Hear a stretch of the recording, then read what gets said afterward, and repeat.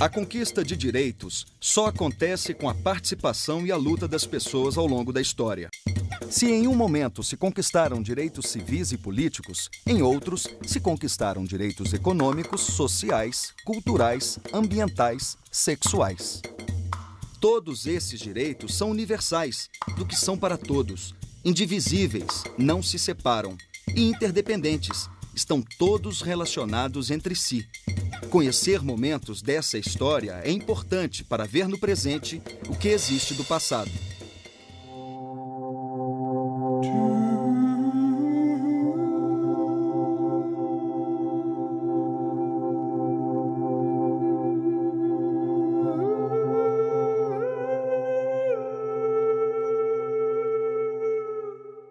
A Declaração Universal dos Direitos Humanos foi criada logo depois da Segunda Guerra Mundial, num esforço conjunto entre as nações, como uma resposta aos horrores cometidos nos campos de concentração.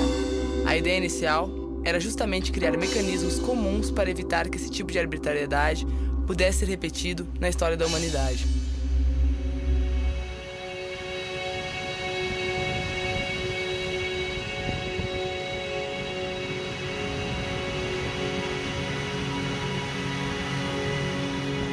Bem, meu nome é Franz Kreisberg. Cheguei no Brasil em 47. Cheguei no Rio de Janeiro. Dormi na praia, porque não tinha e não conhecia ninguém, não sabia falar essa língua. E eu não tinha R$1 para comer. Não foi fácil, mas eu já estava mais ou menos acostumado à guerra. Quando eu entrei na Polônia com o exército russo, nós liberamos um campo de concentração húngara. Homens, mulheres, crianças jogadas como lixo, mortos. Quando estava no alto rio Juruena, na Amazônia, eu vi uma nuvem de urubus. Fechei os olhos e fiz uma foto. Estavam 6 índios pendurados numa árvore, cabeça para baixo, com centenas de urubus.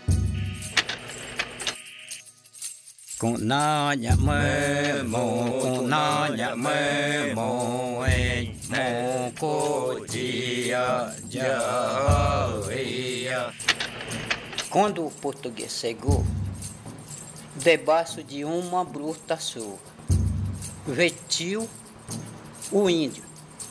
Que pena! Fosse uma manhã de sol, o índio tinha despido o português.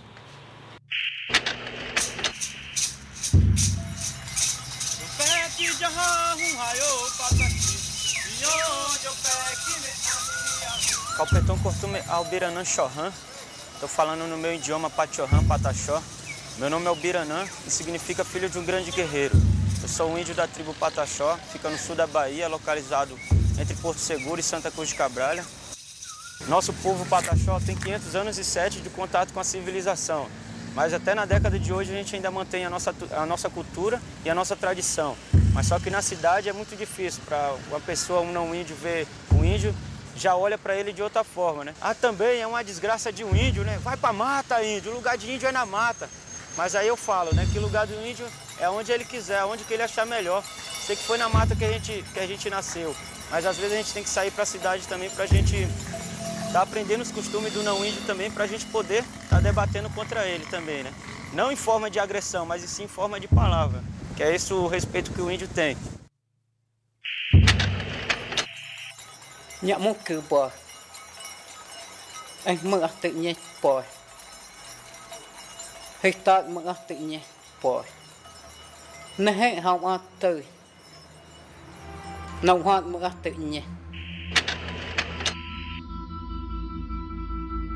Preto, negão, escurinho, carvão, breu. Não é tanto o nome que ofende, mas o tom e às vezes a situação em que essas palavras são ditas.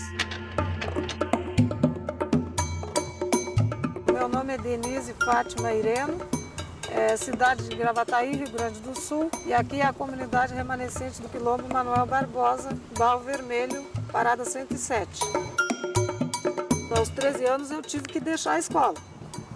Não porque eu quis, mas porque fui expulsa da escola. Passando no corredor eu ouvi quando a diretora falou, né, que a escola deveria ter só brancos e não ter negros na escola. Eu fiquei indignada com aquela atitude dela, porque ela ia me botar de castigo. Eu subi em cima da classe e gritei para ela que ela era uma professora racista, que aquela escola era uma escola racista. Aí ela disse que ia chamar a minha mãe e que a partir daquele momento eu não estaria mais naquela escola e em nenhuma outra mais. Sempre que eu tinha um dinheiro, eu comprava livros, comprava revistas. Inclusive a minha mãe dizia, mas essa guria vive gastando dinheiro à toa com essas revistas e esses livros, mas eu sempre ali lendo, que eu queria morar dentro de um quilombo. Eu dizia isso. Porque eu ouvia falar, porque eu lia e eu dizia, eu queria morar dentro de um quilombo, um dia eu vou fugir para um quilombo. E eu, sem saber, eu era quilombola, tinha nascido. Eu acho que é a ancestralidade que puxava isso em mim.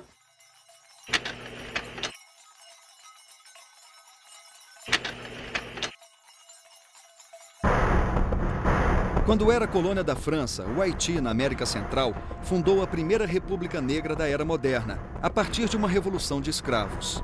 Ironia da história. O início da Revolução dos Escravos foi influenciado pelos ideais de igualdade, liberdade e fraternidade difundidos pela Revolução Francesa.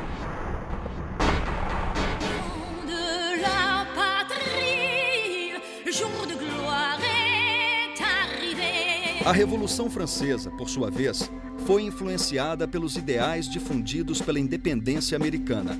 Liderada pelos chamados burgueses, entre eles comerciantes, médicos e advogados, e contando com a participação de trabalhadores da cidade e do campo, a Revolução Francesa derrubou o antigo regime, a autoridade e os privilégios da igreja e da nobreza.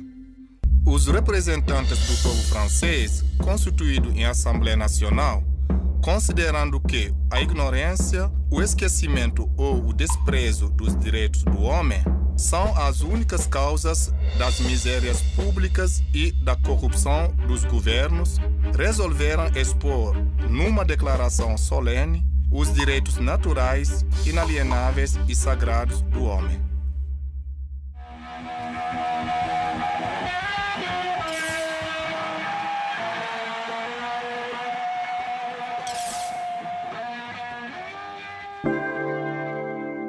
A Declaração de Virgínia, escrita em 1776, é a primeira da era moderna que fala da liberdade religiosa, da inviolabilidade do domicílio e da proibição de penas cruéis.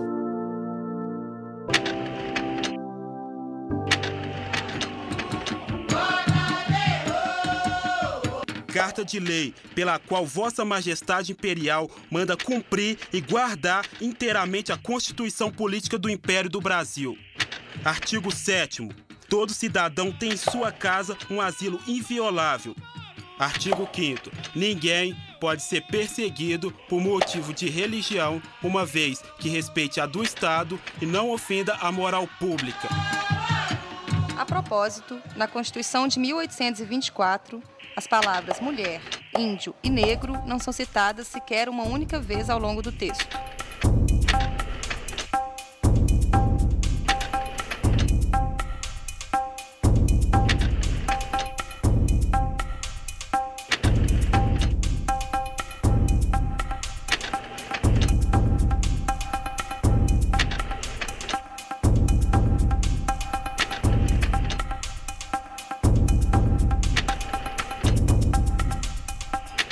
Artigo 1º.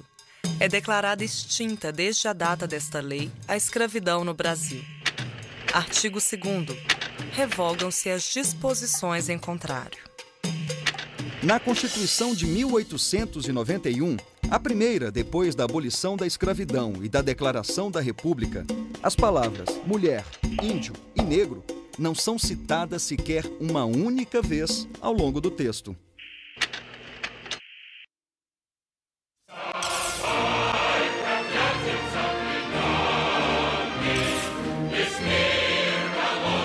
A partir de 1910, o México inicia um processo revolucionário que culmina com a Constituição de 1917. É a primeira vez que os direitos dos trabalhadores é contemplado numa Constituição.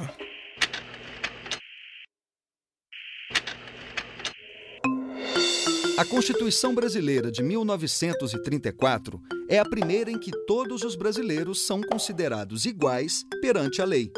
É também a primeira que dá especial atenção aos direitos do trabalhador. A Constituição de 1937 prevê a pena de morte para casos políticos e marca um período autoritário no Brasil. A Constituição de 1946 marca o nosso primeiro momento de uma efetiva democracia representativa no país, que se estende até o golpe militar de 1964. A Constituição de 1967 procura dar uma aparência de normalidade constitucional ao regime ditatorial. Durante a ditadura militar, as conquistas dos direitos políticos e civis no Brasil sofrem um grande golpe. Esse regime violou os direitos humanos sem distinção de raça, sexo ou religião.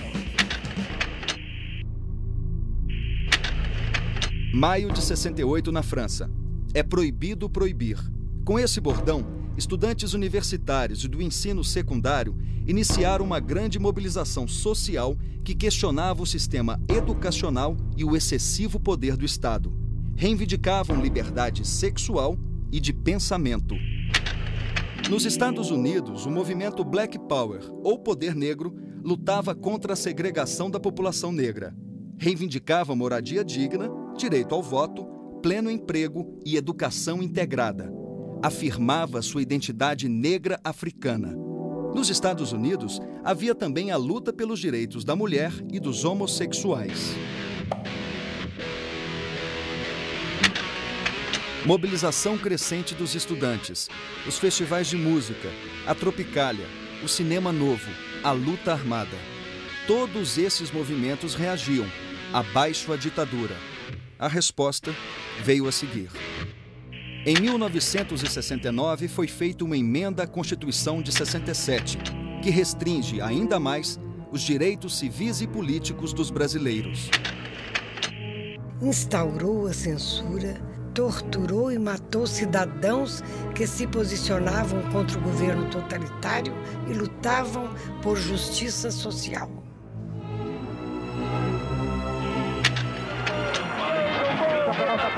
Pelé dominou, Carlos Alberto Salini, correu o caminho, atirou.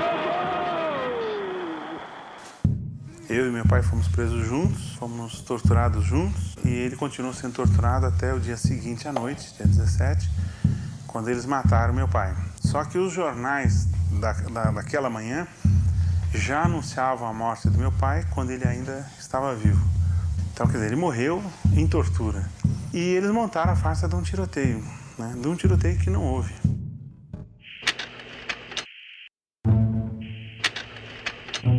Na América Latina, os golpes militares na Argentina, em 1966, e no Chile, em 1973, marcaram uma época de ditaduras e violação dos direitos civis, políticos e sociais dos cidadãos que lutavam por uma sociedade mais justa.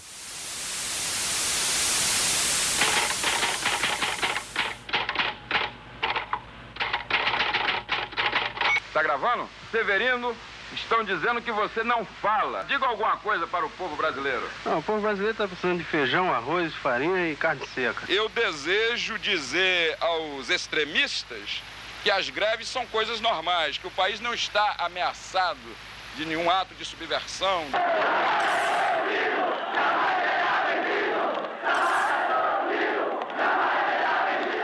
A década de 80 representa um marco no processo de redemocratização do país.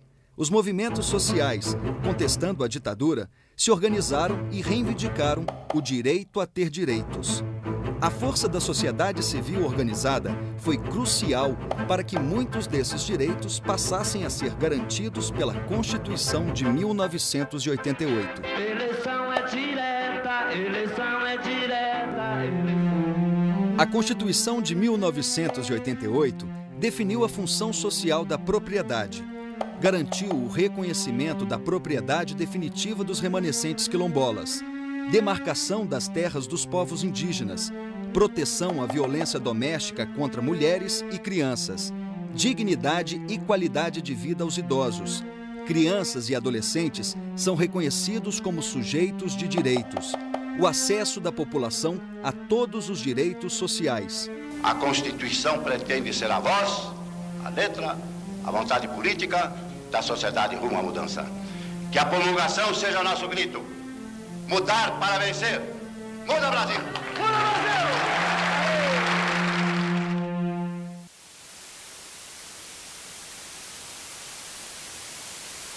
O combate à exploração sexual de crianças e adolescentes, hoje, sem dúvida, tem um grande aliado na sociedade, que foi compreender que lutar contra a violência sexual de criança e adolescente é colocar esse tema na luta por direitos humanos. Temos o caminho iniciado, uma pauta civilizatória está posta. Agora, estamos longe de terminar essa luta.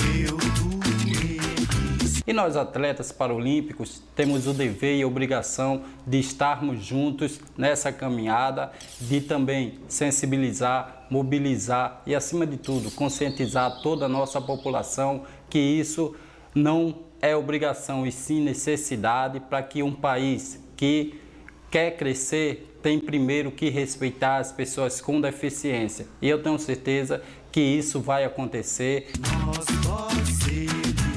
Apesar das nossas diferenças, queremos um país igual. Queremos igualdade de direitos, igualdade racial, igualdade no acesso à riqueza do país, à cultura. Queremos maior participação política. Só assim nós teremos um Brasil verdadeiramente democrático. Todos iguais. O que nós já conseguimos de garantias de políticas públicas é a prevenção da ST/AIDS aqui no Brasil, que é reconhecida no mundo todo. Cada brasileiro deve andar com um livrinho desse debaixo do braço.